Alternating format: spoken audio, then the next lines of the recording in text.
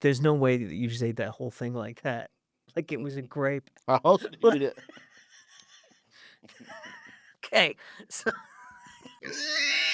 so today we're talking about Terminator. Hello. 1984, James Cameron, Gale Ann Hurd, Arnold Schwarzenegger, and Michael Biehn, obviously. Linda Hamilton. The reason we're talking about this is that Mike and I saw it in theaters as part of the Academy Museum's Cyberpunk series. We've both seen it before, multiple times. Many but times. Never in theaters. I've seen it once in theaters. Oh, I'd never seen it in theaters. I saw the 30th anniversary screening at the Egyptian in Hollywood, 2014, with Gale Ann Hurd and Cameron in person doing a Q&A. And Schwarzenegger was supposed to be there, but he got sick. So he recorded a special video message that they played before. I saw the with Jim and Danny, I think. We saw the 25-year of Terminator 2. That was me, you pig. I drove you there. And you don't even know who was there. You I thought I drove myself and I met up with them. It was the 3D one. I invented like this whole story around that event, and it's completely false. It's like Existence with Alan Rickman. Just inventing shit. But that was in 3D, remember, when they re-released it? No, I don't obviously remember. It was 2017, right? Because that was 25 years of Terminator 2? Yeah. No, but we watched... 2016, maybe? And we did a 30th anniversary screening, remember, on the projector in my backyard of Terminator 2.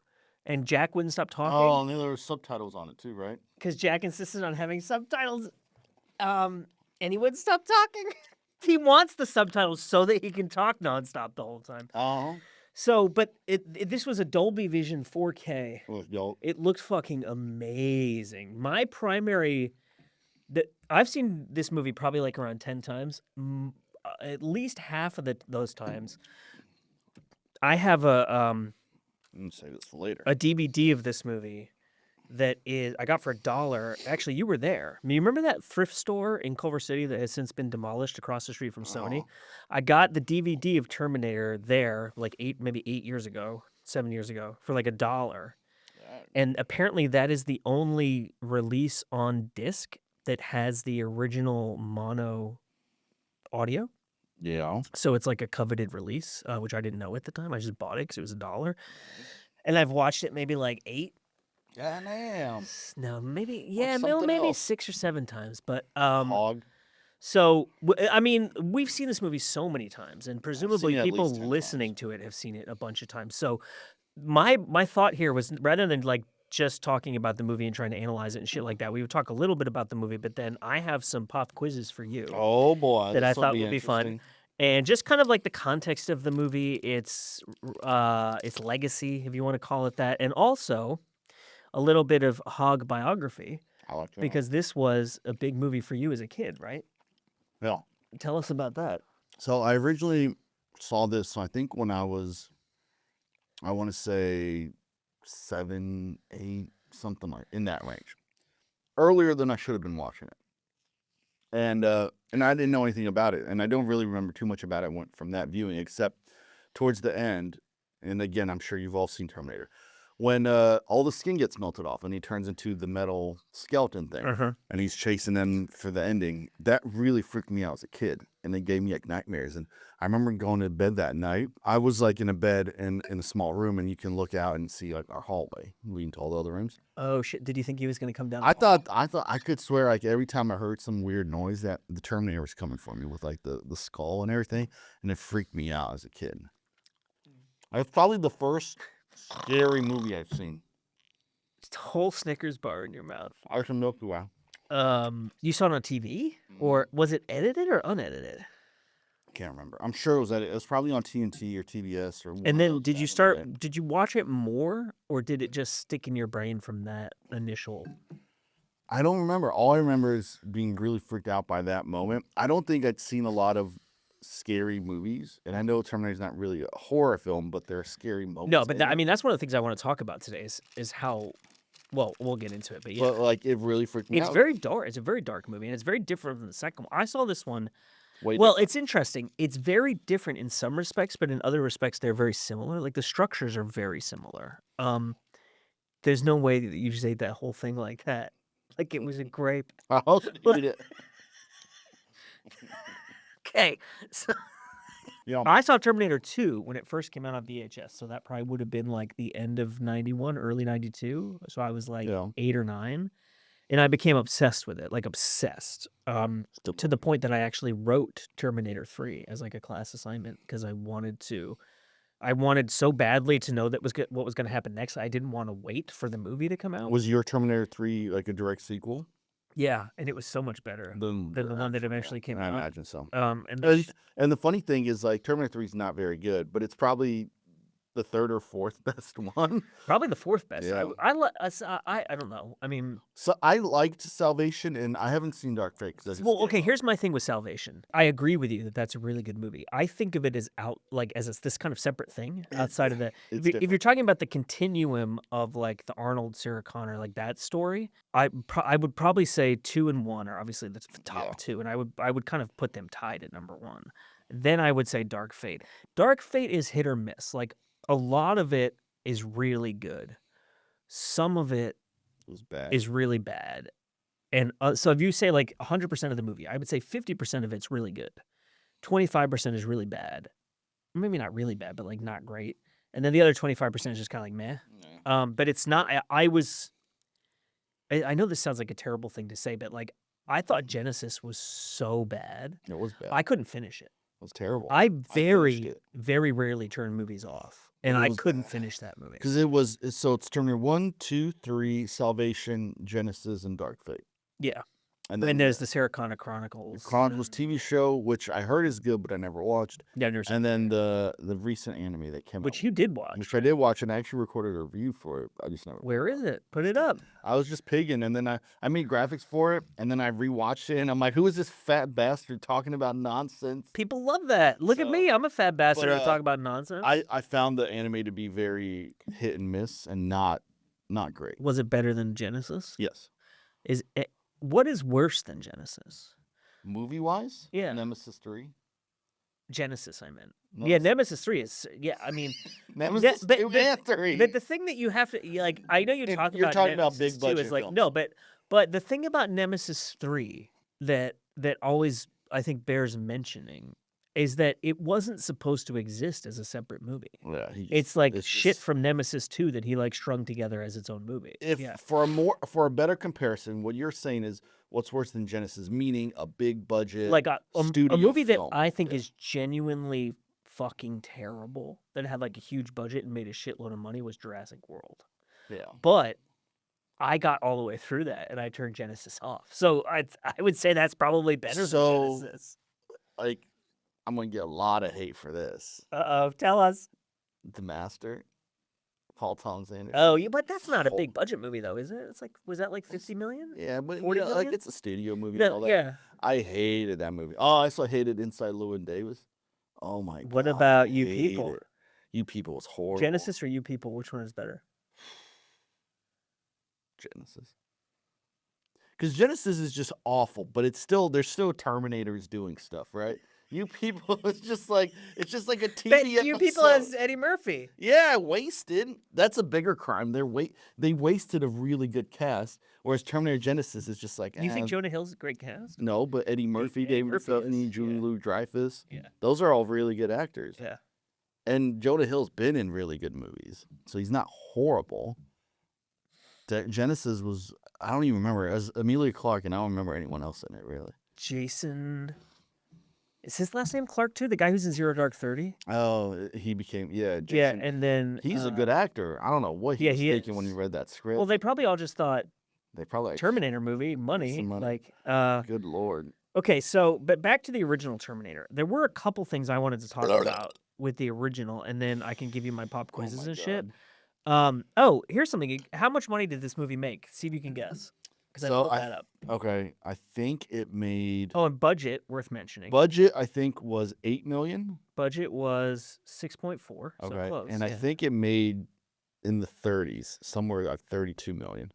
38. 38. And international, do you know? Like, not a lot more, maybe like 50. 40. Yeah. For a total of 78.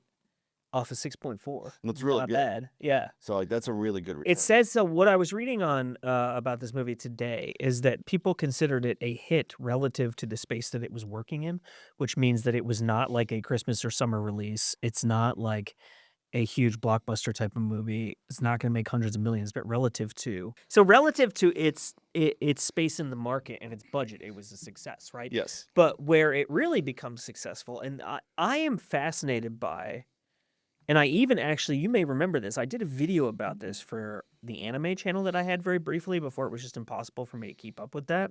No, I'm fascinated by the intersection of like technology and the creative side of cinema. So, as an example of that, the way that like home video affects creativity in that you have, so if you look at anime specifically, right? Star Wars becomes this huge phenomenon in the late 70s. There becomes this huge demand for original science fiction. In the anime space, you have the ability to do these insane things because you're working in animation. You have to make spaceships and shit like that, right? For less of a budget, but you can really like dig into that genre space. Then arises Betamax, VHS, and all of this stuff, where that's kind of concurrent with the release of these like Star Wars and these other sci-fi films. Like Blade Runner wasn't that long thereafter. Alien, right, was a big hit like right after Star Wars. You then have the technology to mass produce and bring directly to the consumer without the mediator of the movie theaters all of this content that they are demanding because of the success of these films. So then when you look at what I think is interesting is in the 1980s, you really start to see movies that were franchised on the back of their success on home video, right? I remember seeing an interview with the producers of Lethal Weapon where they talk about how it did really well in theaters, but when they knew they had a franchise on their hands, was the VHS sales were like through the roof. I think it's nowadays it's similar too, where you could have a film come out and not do well in theaters, but then do really well streaming, and that'll give it like either a sequel or a direct sequel straight to streaming or just more live. Right now it's happening a little bit with Kevin Costner's Horizon. Like it didn't do well in theaters at all, but it's been really popular on HBO and then now Netflix, and it's given more life to that film. And it happens a lot where you'll see like this person's bomb from 4 years ago is like climbing up the streaming charts, and then all of a sudden they're like, oh, we should do another one of those because people are finding out about it and finding it interesting. I'm sure it was the same way back then with home video. And I mean, Terminator, like, well, so I found some info about it. oh, okay. Do you want to hear about it? Or Yeah. no? Terminator was released on VHS and Betamax in 1985. Okay. It premiered at number 35 on the top video cassette rentals. But listen, and number 20 on the video sales charts. Okay. In its second week, it was number 4 on rentals and 12 on sales. So it kind of kept word of mouth. People were saying, you got to go see this movie. It's really fucking good. Everyone started renting it. And then it was released on Laserdisc in 1995. It came out in DVD in 1997. But listen to this. I found some disc sales. So I don't know if this is Blu-ray or DVD. This is from 2009. So this is probably Blu-ray sales, right? It was making like hundreds of thousands of dollars a week in Blu-ray sales in 2009. I have a piece of metal on my arm. So you're turning into Terminator. No, look, it's like a little splinter. Yeah, so you are turning into It Terminator. hurts. So anyway, it did really well in home video sales, and that helped increase the reputation, the visibility, and the kind of the cultural cachet, is that the expression that I'm looking for, of the movie. It also, and I think this is really interesting, it got kind of mediocre reviews when it first came out. Los Angeles Times called it a crackling thriller full of all sorts of gory treats loaded with fuel-injected chase scenes, so they liked it, and a sly sense of humor, right? But a lot of the reviews were mediocre, but then starting in the early 90s, obviously you have the release of Terminator 2, right? People start reevaluating this movie, and all of a sudden people are saying, like Roger Ebert says, what originally seemed a somewhat inflated, if generous and energetic big picture now seems like quite a good little film. And he upgraded its rating to an A.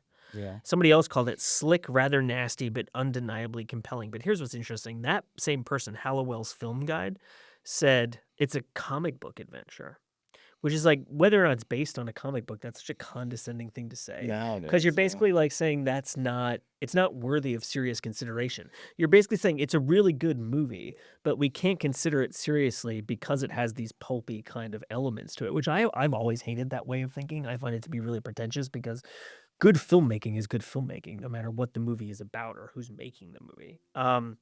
But anyway, so you could, like, one person said it was obviously one of the greatest sci-fi films ever, one of the most influential films of the 1980s.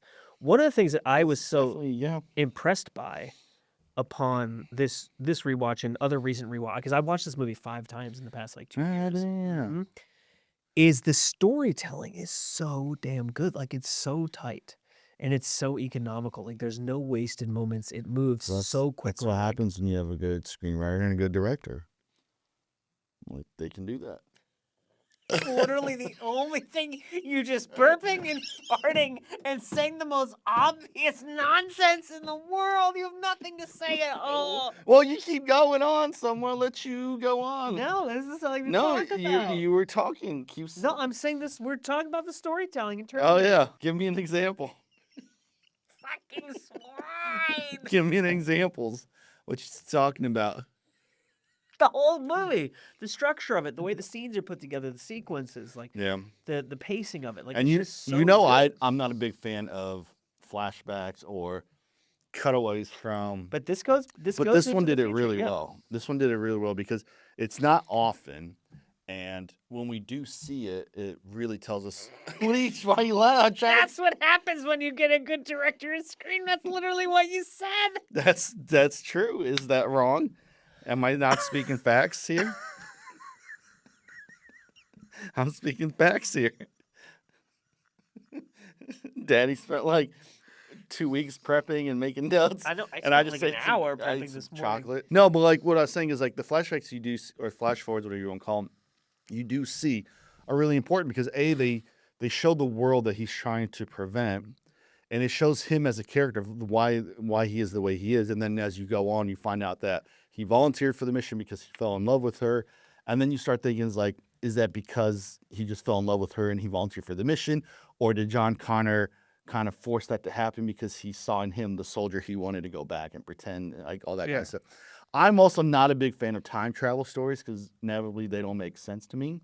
So if it happens in a film, I appreciate it where it's like it happens and then they don't fucking bring it up every 5 seconds, right? Where they're not like constantly trying to explain. Yeah, and then they start trying to explain it. Like that was one of the big problems I had with the Terminator anime is like there's a whole episode where they spend a bunch of time explaining the time travel and they're drawing diagrams and stuff. I'm like, this is so fucking stupid.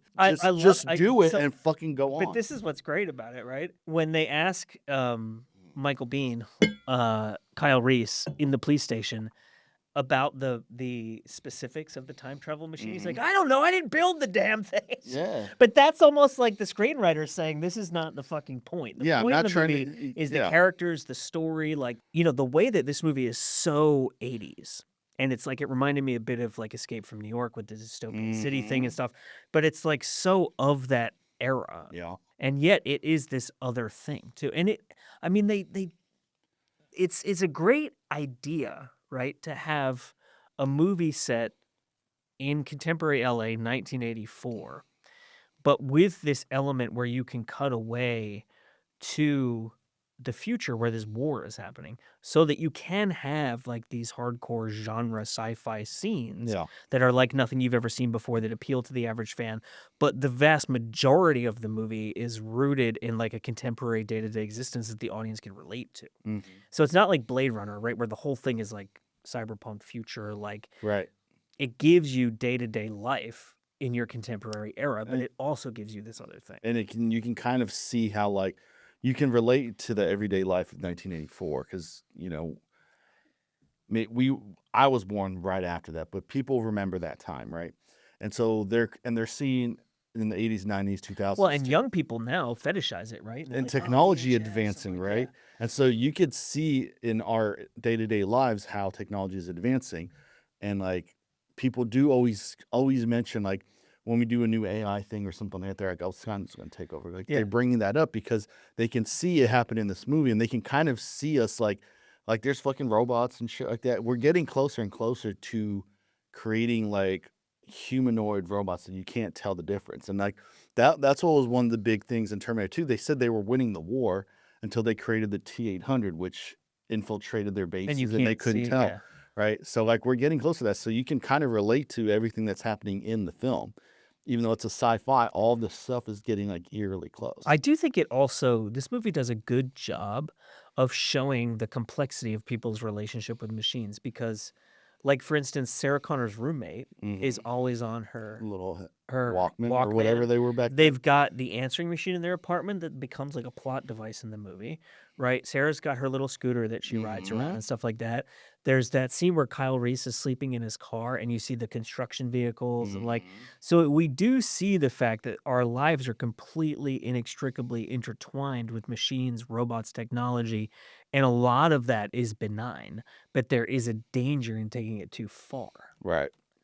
Which I think is interesting. I also just think like there's so many sequences in this movie where there's so little dialogue, and it's like such good pure filmmaking. Like as you said in that Terminator show, there's people just explaining shit, drawing on a board. Like so much of movies has become so dominated by what is written before anything is filmed or envisioned that you have so much extraneous dialogue. And like Francis Ford Coppola even said the one of the worst things to ever happen to cinema was the advent of sound so early in the development of the medium because it prevented people from continuing to develop original visual language and just then after that just relying on dialogue to explain stuff to people. Yeah, and I really like that they don't spend a bunch of time explaining things. It's like this is a cyborg.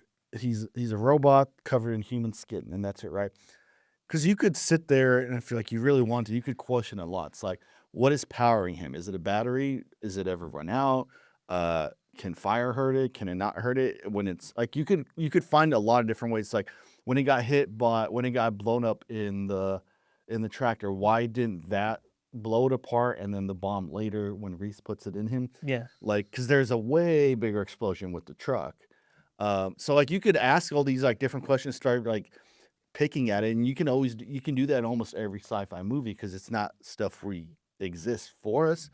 So I like that they don't spend a lot of time, like even in the police station, they don't really spend a lot of time. He's not explaining to them what a Terminator is or Right. anything Well, like and that's that. also because I mean that's really great writing. Yeah. Because that's not the dramatic point of the scene. No. Right. And so We to just see sit there what and he is explain it is pointless. from the scene in Tech Noir where Kyle shoots him and he gets up like nothing. We know what the Terminator is about. Like conventional weapons aren't just going to stop it, and so we don't need to know more. Okay, so now you mentioned Tech Noir. This is just a quick thing I want to mention. The Terminator is cited as the film. Here we go. Let me read this to you. Authors Paul Meehan, in his book Tech Noir, The Fusion of Science Fiction and Film Noir, and Emily E. Auger in Tech Noir Film, A Theory of Development of Popular Genres. These books came out in 2008, 2000 respectively.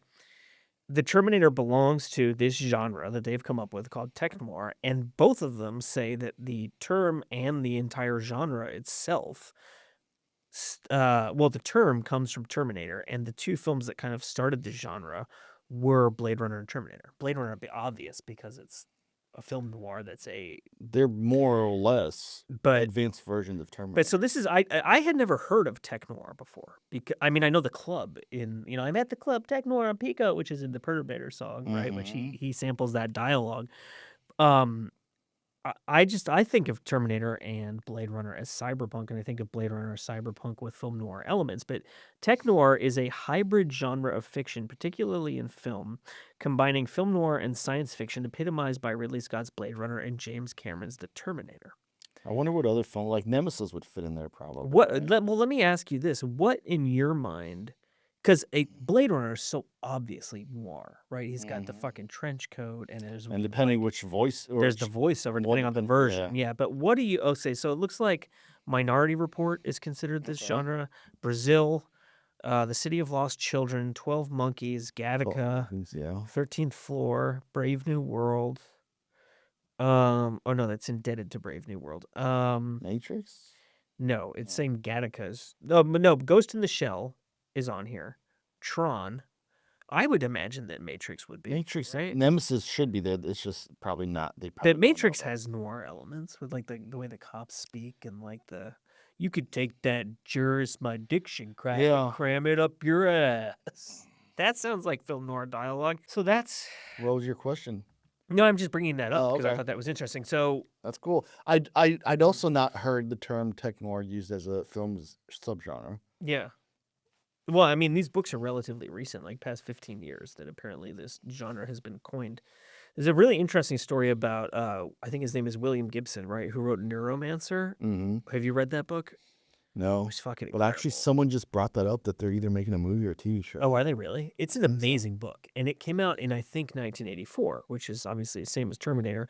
And it's considered kind of like ground zero for cyberpunk in fiction, like as a in novel form. But William Gibson had written cyberpunk stuff previous to Neuromancer being published, like short stories and stuff. So he's considered to be one of the founders of the genre. But he, I guess, went to see Blade Runner in theaters while he was working on Neuromancer and was like, what the fuck? Like, this is the exact thing that I'm trying to do. Like, where did this come from? And they just stole it from him. Well, I mean, the plot is different, but like the world, you know, he's like, this is exactly what I'm envisioning. And then all of a sudden it's like here before me. And he actually thought that it might tank like the prospects of his book. But lo and behold, it started an entire genre that still exists to this day. Spielberg. I don't know a lot of his. Oh my God. For those not watching, he just shit himself. He just shit his pants. I can't believe it. I think we have to end the podcast. Terminator is It's a 10. It's a 10 out of 10. It's got to be a 10. It's one of the best movies of all time. Who did that? There's only 2 people in here, and you're the one dying and shitting your pants. Good Lord. That was unbelievable. If you hadn't propped yourself up, you still would have lifted in the air from the That's from why the force. I did it. It is unreal. You could have killed a Terminator. You could have melted the skin off a Terminator with that ass gas. It's unreal. Here we are having a good conversation, rating Spielberg's movies. I mentioned Schindler's List, and then you shit your pants. Unbelievable. What about when Michael Douglas travels through time? That would have been a good movie. But what was the best part? You just started making shit up again at some point. I always do that. The best part of the whole podcast, though, was when I said, man, the storytelling in this movie is great. And you're like, that's what happens when you get... That's how you do it. It's such a pig. How's that pig? I'm giving props to directors. It's not a conversation, though. It's because it doesn't need to be a conversation. No, don't. No, you're going to shit on me. Don't do it. I don't have any. Okay, thank God. You're so lucky. You're so lucky you get to shit now. But the next episode is going to be something else. That's neat. And actually, we might have a guest. Oh. Did we talk about this or not? No. Bringing Danny in? I don't remember. I'm sure we talked about. All I can remember is your ass exploding. Our friend Danny, who has been on... Danny has been in previous shit we've done, I feel like. He's a little twink. And Danny is now on a show called The Pit, which apparently is doing really well. So, but I want to talk about a specific topic that is something that Danny likes to talk a lot about. So I thought it'd be fun to bring Danny in to discuss it. Anal? It'll be a nice surprise. Yes. It'll just be the two of you pounding the whole time while I shit on you. It'll be our most popular podcast ever. We go viral. Instantly. They'd be like, what's wrong with America? And they just show our video. They'd be like, these 2 people... These old people should be having wives and kids and houses. Instead, they're in a podcast room shitting on each other. And the one who does have a wife and kids is shitting on them while they're fucking each other. What do you guys think? Should we do that episode? Should you guys like to watch that? Would you? No one would like to watch it. Someone would love to watch it and would beat off to it. I guarantee you, someone would. You can find someone beating off to anything. It's true. It's sad, but it's true. It's true. It's very true. So, all right. Oh fuck. Well, thanks. Bye, everybody. That was fun.